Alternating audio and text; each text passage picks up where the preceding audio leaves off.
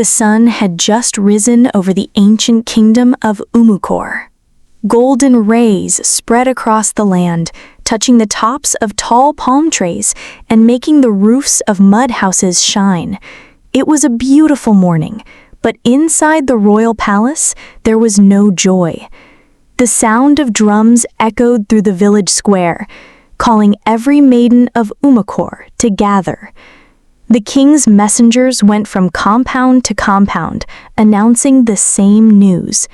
The prince is searching for a wife. Let every young maiden prepare. The people of Umukor were excited. The king was the wealthiest man in the entire region. His barns overflowed with yams, his storehouses were filled with grains, and his herds of cattle were so many that they stretched across the fields like waves of the sea. His son, Prince Obinna, was handsome, tall, and carried himself with the dignity of a true heir. But there was one thing that stood against him. The prince was blind. Obinna had not always been blind. As a baby, he had bright eyes like a shining star. The whole kingdom rejoiced when he was born, for he was not only the heir to the throne, but also a child blessed with beauty and strength. Yet after he turned 1 year old, darkness covered his eyes. No healer, no medicine man, no priestess of the gods could restore his sight. The royal family accepted it with sadness, but they believed that blindness should not stop him from being loved or being king one day. But the maidens of Umukor thought differently. That morning, the maidens gathered in their finest clothes. Their white skin glowed in the sun, and their laughter filled the air. They tied wrappers of bright colors around their waists, placed beads around their necks, and braided their hair neatly. Everyone expected that the maidens would be eager to marry the prince. After all, who would not want to live in a palace filled with riches, servants, and honor? The king and queen sat on their throne in the palace courtyard. The prince sat beside them, his eyes calm but empty, his face handsome yet distant. His blindness had made him gentle in nature, but inside he longed for love like any other man. One by one, the maidens were called to meet him privately. The first maiden, by name Nina, went in smiling.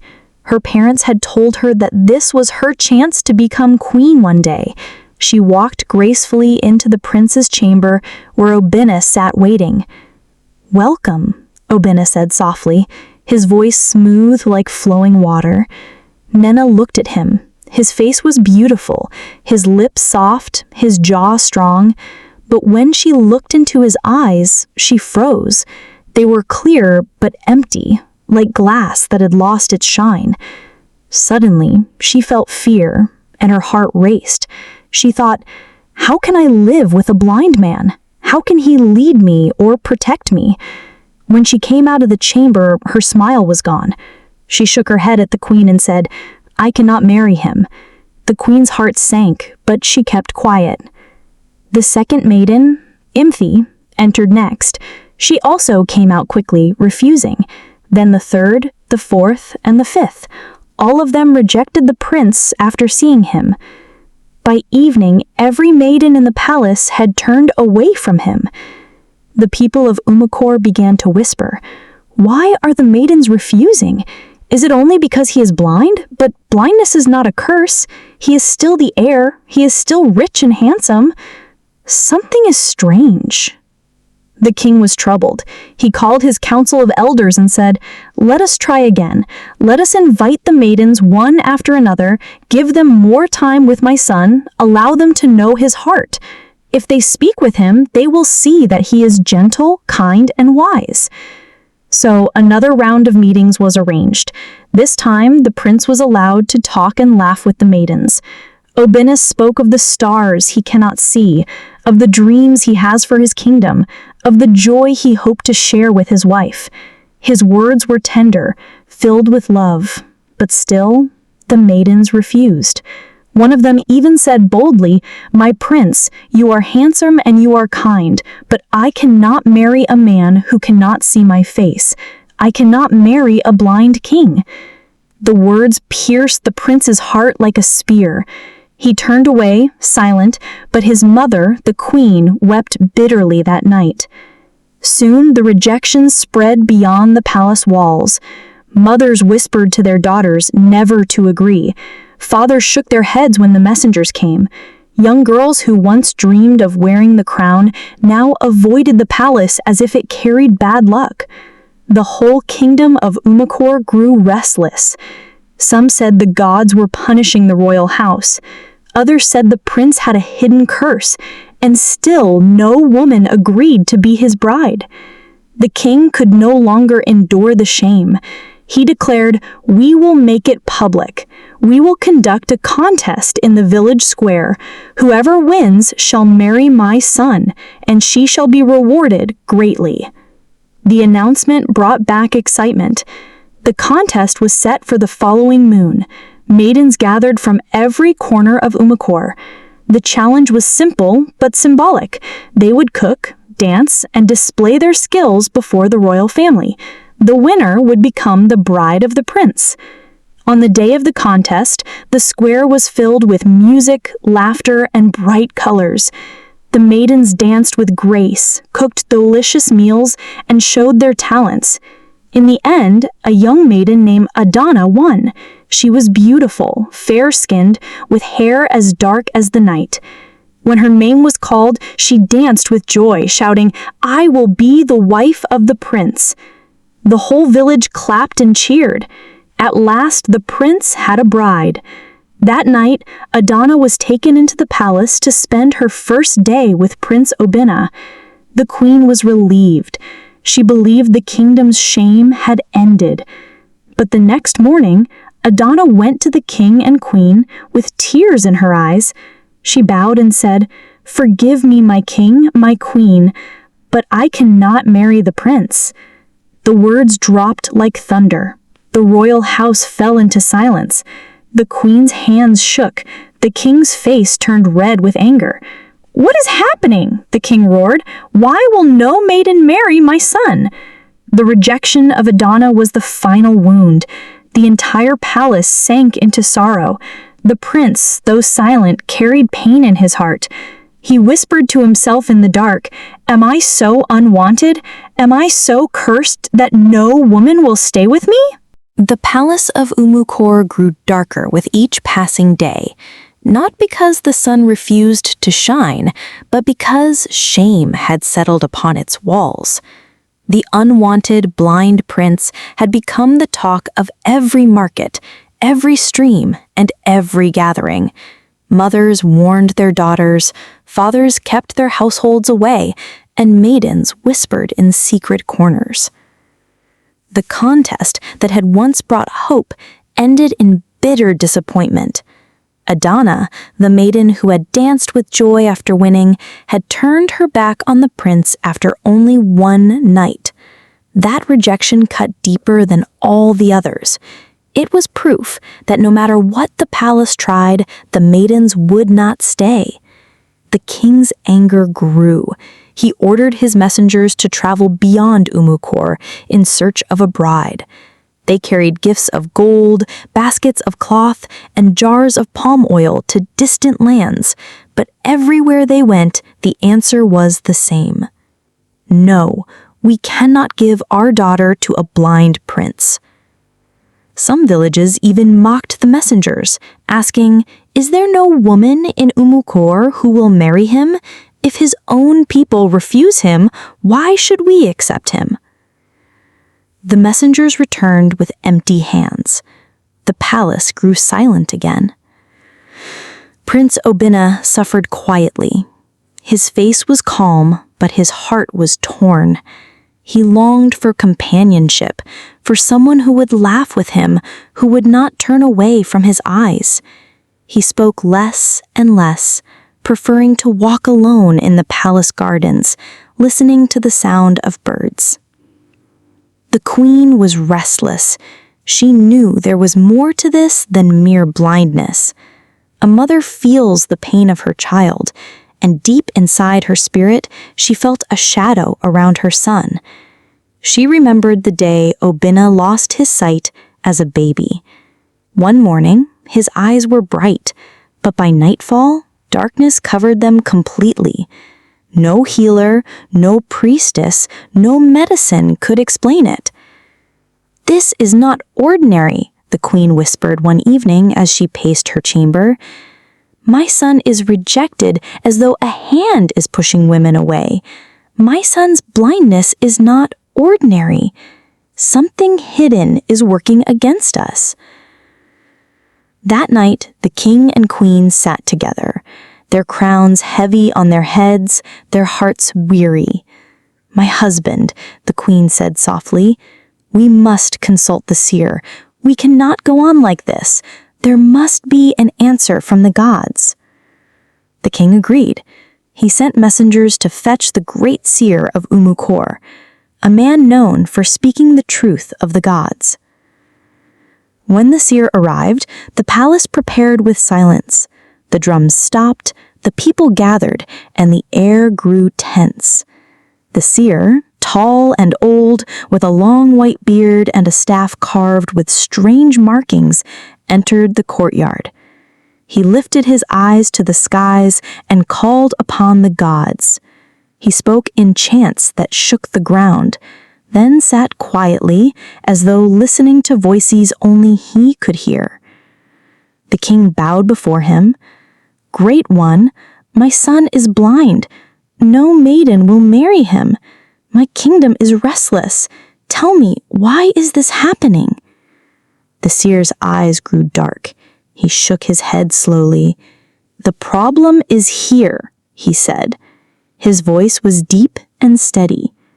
"The cause of your son's suffering lies within Umukor itself, not beyond the rivers, not in foreign lands, right here in your kingdom." The queen fell to her knees. "Tell us, great seer, who is it? What must we do?" But the seer shook his head again. "It is not in my place to reveal names. The gods say you will find out yourselves. Search, listen, and you will know. That is all I can say." The king's face tightened with anger. "You come here and give us half-truths?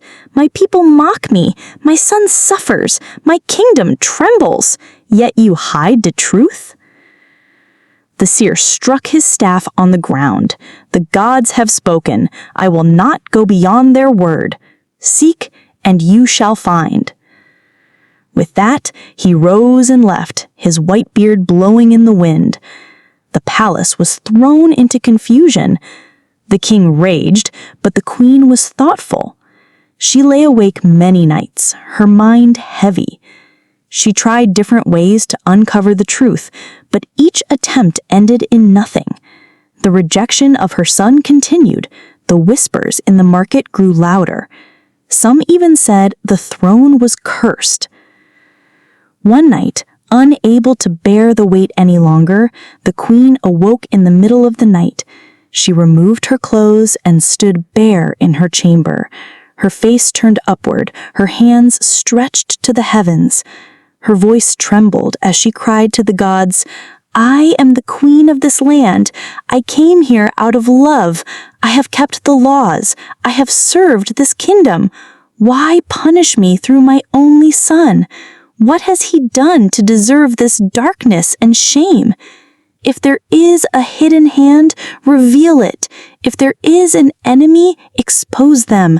Please, gods of our land, have mercy on my son and on this kingdom." After her prayers, she dressed and lay on her bed.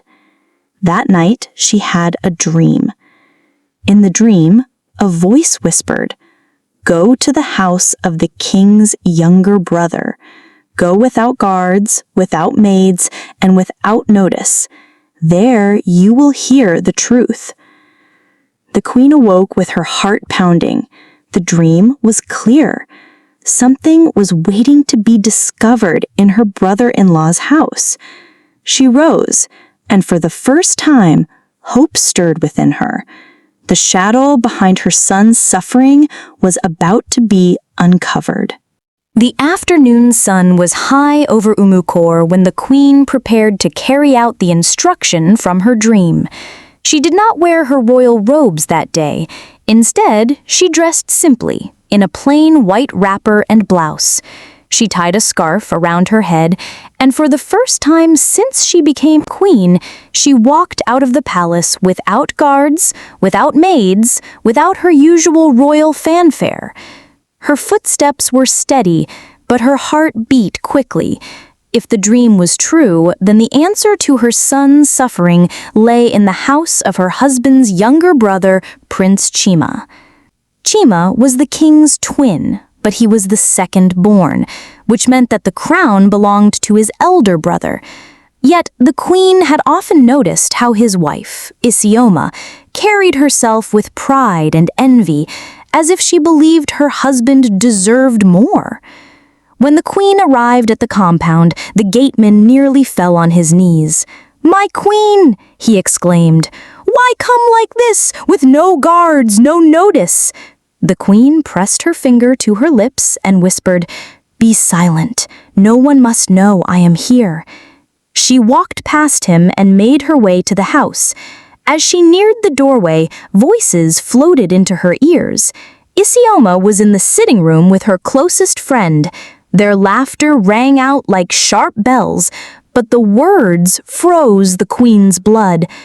"That blind prince," Isioma was saying, her tone dripping with mockery. "He will never get married, never! I know what I did, and nothing can change it. He will never be king. My husband is the true king. I should have been the queen. I am supposed to be the mother of the heir." Her friend gasped. "Isioma, what are you saying?" Isioma laughed again. "I made a charm the day that boy was a year old. That is why his eyes went dark. I also made sure that no woman will agree to marry him. Even if he tries 1,000 times, every maiden will reject him. He will remain alone, and the throne will one day pass to my child." The queen's legs trembled. For a moment, she could not breathe. She had found the truth. The enemy was not outside the kingdom. The enemy was inside their own family. She stepped into the room, her face stern. Isioma and her friend froze, their laughter dying on their lips. Their faces turned pale when they saw her. "My queen," Isioma stammered, rising to her feet. "We did not know you were here." The queen's eyes pierced through her like fire. She said nothing. She only turned and walked out. Isioma mushed forward. "Wait, let me explain." But the queen ignored her and left the compound. When she returned to the palace, she went straight to the king. Her voice shook with anger and grief as she told him everything she had heard. The king's eyes widened. His face grew dark. "So it is Isioma, my own brother's wife. She dared to destroy my son?" He summoned the elders and the high priestess of Umukor. Isioma and her husband, Chima, were brought before them in the palace square. The people gathered quickly, their hearts pounding with curiosity. The king rose from his throne and pointed at Isioma. "You have been accused of destroying the life of my son, the heir of this kingdom. If you are innocent, swear before the great deity of Umukor." At the mention of the deity, Isioma's face broke into sweat. She knew what it meant to swear falsely before the god. Death would strike instantly. Her lips trembled, her body shook. Then she fell to her knees and confessed. "It is true," she cried. "I did it. I made the charm that blinded him. I made the charm that pushed women away. I wanted my husband's line to rule this kingdom. Forgive me." The people gasped. Murmurs ran through the crowd like wildfire. The high priestess stepped forward. "For the sake of the kingdom, a cleansing sacrifice must be made. The gods will not release the prince until the evil is broken." The elders agreed. At midnight, Isioma was taken to the village square. She was stripped bare, her body covered only with ashes. The priestess stood over her with sacred items, white chalk, palm fronds, and a calabash filled with powerful herbs. The priestess called upon the gods. She sprinkled the herbs over Isioma's head and chanted ancient words. Then she commanded Isioma to confess aloud in the hearing of the people. "I blinded the prince. I stopped women from marrying him. I was jealous," Isioma shouted through tears. The priestess struck the ground with her staff. A sudden wind swept through the square. The calabash of herbs burst into flames. The people fell to their knees in fear. At that very moment, inside the palace, Prince Obinna stirred in his sleep. He opened his eyes slowly, and for the first time since he was a baby, light flooded into them. He blinked against the brightness, sat up, and gasped. "I can see," he cried. The guards outside heard his voice and rushed in. When they saw his eyes shining with life, they shouted with joy. The news spread quickly. Bells rang, drums thundered, and the whole kingdom erupted in celebration. Obinna, the unwanted blind prince, had regained his sight.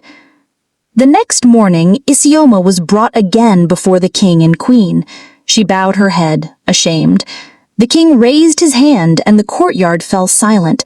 "You have done wickedly," he said. "You brought shame to this house and pain to my son. But because of the love I have for my brother, and because you confessed openly, you will live. But you must repent and live rightly from this day." Isioma yept and promised to change. She begged forgiveness from the king, the queen, and the prince.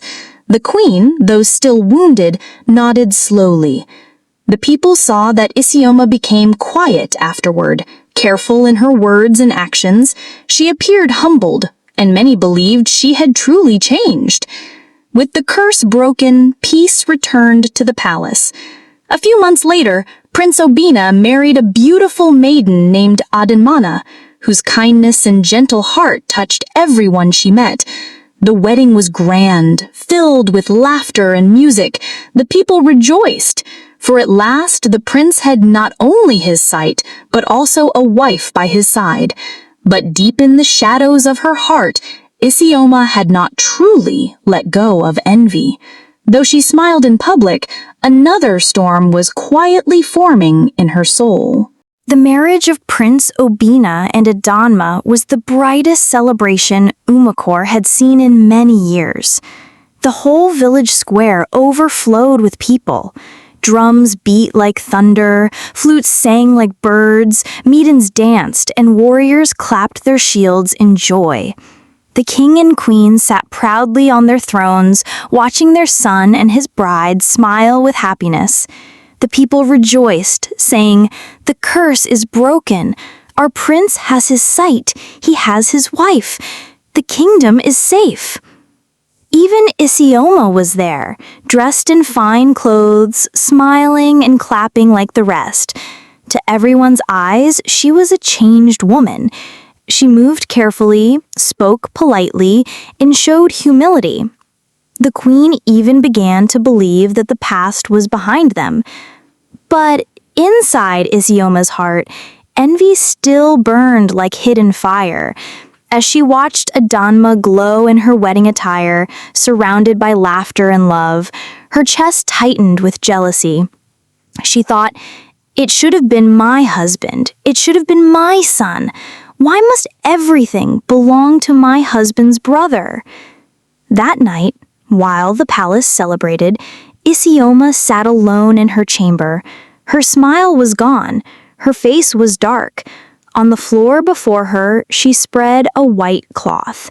Upon it, she placed strange herbs, red powder, and a small clay pot. "I may not blind him again," she whispered bitterly, "but I can make sure his line ends. I will not let Adanma give birth. Without a child, this throne will still pass to me or my children." She mixed the herbs and whispered strange words, her hands shaking. By dawn, she had prepared a powerful charm. She rubbed it over her skin, covering her arms and hands. The next morning, she joined the royal family as they went to Adanma's family compound for the final marriage rites. She hugged everyone warmly, her face shining with false sweetness. When Adanma bent to greet her respectfully, Isioma embraced her tightly, rubbing her hands over the young bride's back and arms, smiling as though with affection. No one knew that in that moment, Isioma had transferred the charm onto Adanma. From that day forward, Adanma could not conceive. At first, no one noticed. Newlyweds often took time before bearing children, but as months turned into years, whispers began. The medicine men and women checked the couple but said, "There is nothing wrong with them. They are healthy. Wait for God's time." But God's time never seemed to come. 1 year passed, then 2, then 3. Still no child. The royal family grew restless. The people began to gossip again. Why has the prince's wife not given him a child? Maybe the gods still reject him. Maybe Adanma is barren. The queen's heart grew heavy. She loved her daughter-in-law dearly, but as the years passed, 4 years, then 5, her sorrow deepened. She and the king were growing older. If Obinna had no child, the throne would one day be vulnerable. One afternoon, the queen sat quietly in her chamber, reflecting. Then a thought struck her like lightning. She remembered the past. She remembered how Isioma had blinded her son and kept women from him. She remembered the seer's words. "The problem is within the kingdom." Her eyes widened. She whispered to herself, if Isioma could do that, then what else can she not do? Could it be that she has a hand in this too? The queen wasted no time. She sent for Isioma, and she also summoned the high priestess. They arrived, confused but curious. The queen faced Isioma directly, her eyes sharp. "My son and his wife have been married for 5 years. No child. The healers say nothing is wrong. I ask you now, before the gods and in the presence of the priestess, swear that you have no hand in this." Isioma's body froze. Her lips trembled. She glanced at the priestess, whose stern eyes glowed with sacred power. To swear falsely was to invite instant death. Her knees weakened. She began to shake. Then suddenly, she fell to the floor, crying out. "It is true," she confessed. "I did it. I made sure Adanma would never have a child. I could not bear to see her give birth while my children would be overlooked. I wanted the throne for my own bloodline. Forgive me." The queen's scream echoed through the palace. Tears streamed down her face. "After all we forgave you, after all the mercy you received, you still chose wickedness?" At that very moment, thunder roared in the skies, though the sun still shone. A bolt of light shot down from the heavens and struck Isioma where she knelt. She screamed once, then fell silent. Her body lay still, lifeless. The people gasped in fear. The priestess raised her staff. "The gods themselves have judged her. Her time has ended." That night, peace returned to the palace. The evil cloud over the royal house was gone. And then, only 3 months later, Adanma conceived. Her pregnancy brought joy not only to the palace, but to the entire kingdom. The drums of Umukor thundered with celebration.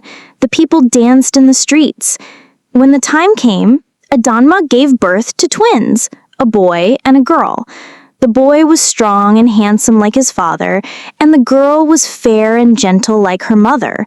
The king and queen wept with joy as they carried their grandchildren.